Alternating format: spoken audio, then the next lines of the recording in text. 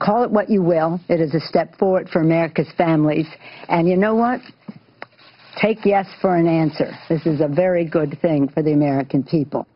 That was Nancy Pelosi yesterday gleefully reacting to the controversial Supreme Court ruling. And like the president and members of his administration, the former speaker is refusing to acknowledge, even still, that Obamacare is nothing short of the largest tax increase in American history. And we continue with former Alaska Governor, Fox News contributor Sarah Palin.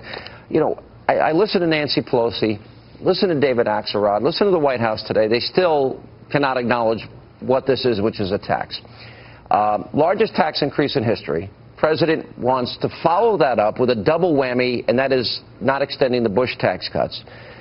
Politically speaking, how should Congress deal with this, and how should the Romney campaign deal with this, if you were to give advice?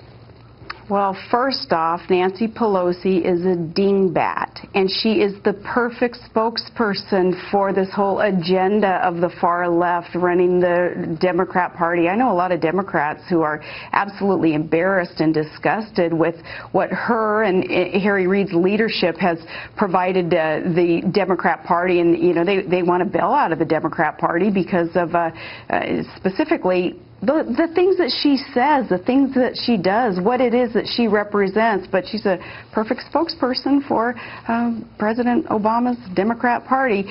But what the Republican Party should do, what constitutional conservatives should do, is point out exactly what you're pointing out. Is we're going to be hit with a double whammy here with this uncertainty of Obamacare that's going to be a job killer. It's the mother of all unfunded mandates. You combine that with the Bush tax cuts that will expire soon, and more of people's hard-earned dollars will be taken from them to grow government, to allow government to intrude on our commercial and private lives.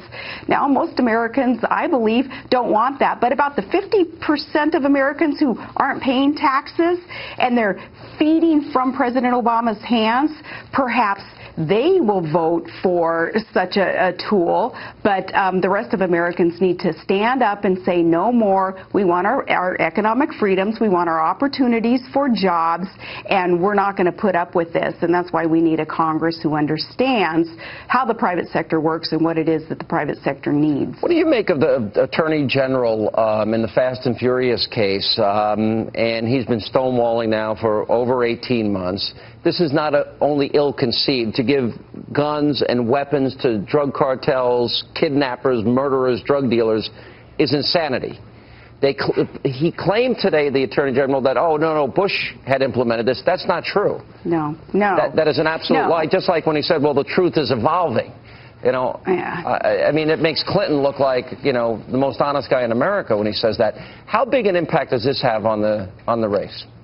This is more Orwellian speak coming from our Department of Justice, and it's a scary place for America to be, to have an Attorney General who is so deceptive, and this entire administration being probably the least transparent administration, I believe, in America's history. So I'm thankful that Congress, that the House of Representatives took the vote that they did to kind of open the door to allow Americans to understand that the Attorney General Holder is in contempt of Congress. They're asking for information, and he refuses to provide it. Now, as for those congressmen and women who walked out on Brian Terry's family and the American public, literally, physically walking out and not participating in the vote, I think that they, too, should be reprimanded via being voted out of office by their constituents, and they sent a message that it is the most disrespectful thing that they could have done